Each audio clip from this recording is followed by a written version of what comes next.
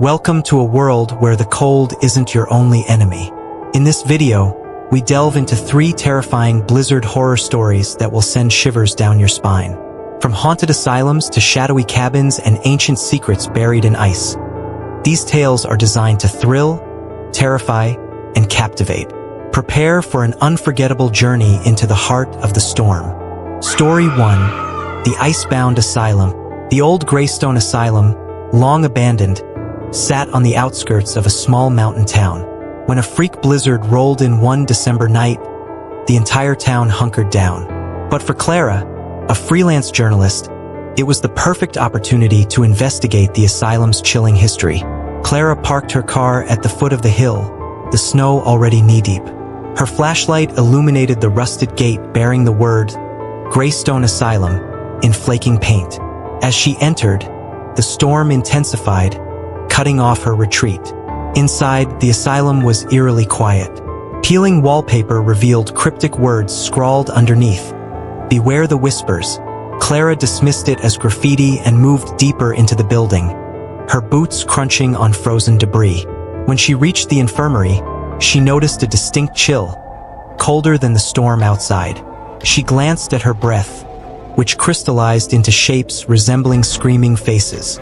Then, a soft, disembodied whisper echoed, "Why have you come here?" Clara's heart pounded as she spun around, her flashlight flickering. The whispering grew louder, coming from every direction. She stumbled into a room marked Patient Files and slammed the door shut behind her. The room smelled of mildew and decay. Searching through the files, she found a folder labeled Subject 41. Experiment failed. The notes described cruel experiments conducted on patients during the 1940s to harness the mind's psychic potential. Subject 41, a woman named Eleanor Frost, had been the last patient admitted before the asylum was abruptly shut down. "She's still here," Clara read aloud from the notes, her voice trembling. Eleanor's psychic abilities manifested as the storm that consumed the asylum. Suddenly, the room went dark, and Clara's flashlight died. A ghastly wail erupted, freezing her in place. The temperature dropped further, and frost crept along the walls. When the lights flickered back on, the words "Leave now" were etched into the frost on the window. Desperate to escape, Clara raced toward the exit, but the asylum seemed to twist and shift. Hallways stretched into infinity, doors slammed shut, and unseen forces pushed her deeper inside. Her ears buzzed with Eleanor's whispers, now demanding, "Stay with me."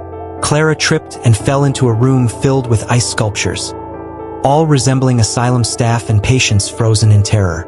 At the center stood a figure encased in a block of ice.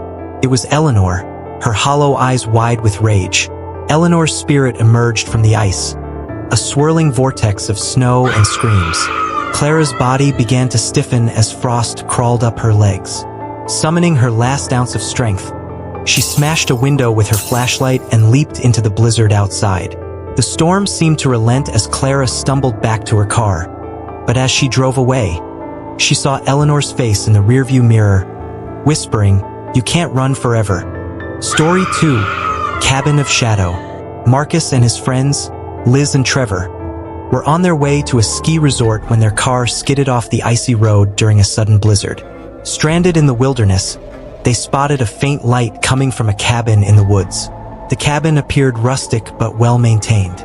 A fire roared in the fireplace, and a kettle whistled on the stove, as if someone had been expecting them. Exhausted, they decided to stay until the storm passed. As they settled in, Marcus found a journal on the table.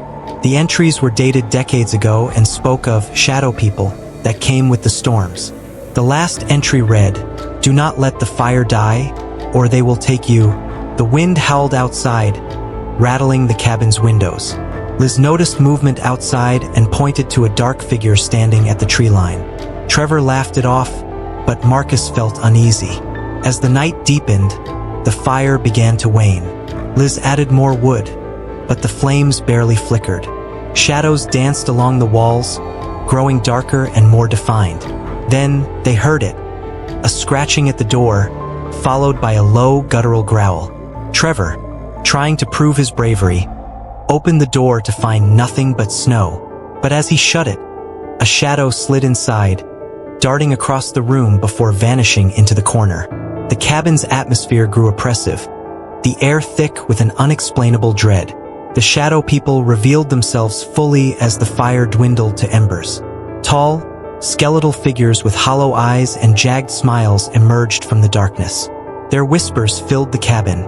"Join us," Liz screamed as one of the shadows lunged at her, its icy touch freezing her arms solid. Marcus threw a burning log at it, causing the creature to shriek and retreat. Realizing the fire was their only protection, they frantically searched for more wood but found none. Trevor made a desperate run for the car to retrieve a gas canister, but the shadows overwhelmed him outside. Marcus and Liz barricaded the door, listening to his screams fade into the storm. With no fuel left, the fire finally died. The shadows closed in, their laughter echoing as Marcus and Liz vanished into the darkness. Story 3: The Frozen Warning. On a remote research station in Antarctica, Dr. Emily Carter and her team of 5 were studying ancient ice cores. One night, during a violent blizzard, they intercepted a distress signal from a nearby outpost. "Do not dig further. We unleashed it." The team was baffled. The nearest outpost had been abandoned years ago. Despite the warning, curiosity drove them to investigate the signal's origin. The storm made travel impossible, so they decided to focus on their own excavation, an ice core extracted from 10,000-year-old permafrost. As they thawed the core, they discovered something inside, a dark, writhing mass that pulsed as if alive. Emily's colleague, Dr. Patel, was the first to hear the whispers. He claimed the mass was speaking to him, urging him to set it free. The others dismissed it as stress, but that night, Patel disappeared. The team searched for him, finding only his coat near the thawing chamber. The mass had grown larger, its pulsations more violent. A dark liquid seeped from it, and wherever it touched, the ice melted, releasing an unearthly cold. One by one, the team began experiencing hallucinations, visions of a towering figure cloaked in frost, watching them with hollow, glowing eyes. The whispers became screams, demanding, "Return me to the storm." The blizzard outside grew worse, isolating the station completely. The entity began to manifest physically, a monstrous form of ice and shadow. It hunted them one by one, freezing them solid with a mere touch. Emily, the last survivor, realized the entity sought to spread itself beyond the ice. Using the station's last remaining explosives, she devised a plan to destroy it. She lured the creature into the storage room where the core samples were kept and set the charges. As the countdown began, the entity whispered, "You cannot destroy me. I am the storm." Emily barely escaped as the explosion rocked the station, obliterating the creature and the research facility. The storm outside finally began to subside, but as Emily trekked toward the rescue team's approaching lights, she noticed frost creeping up her arm, and the whispers began anew. "Thank you for braving the storm with me and exploring these chilling tales. If you enjoyed the ride, don't forget to give this video a like, share it with fellow horror enthusiasts, and hit that subscribe button for more spine-tingling stories. Let me know in the comments which story froze your blood the most. I'd love to hear your thoughts. Until next time, stay warm, stay safe, and remember, not all storms are weathered outside. See you soon.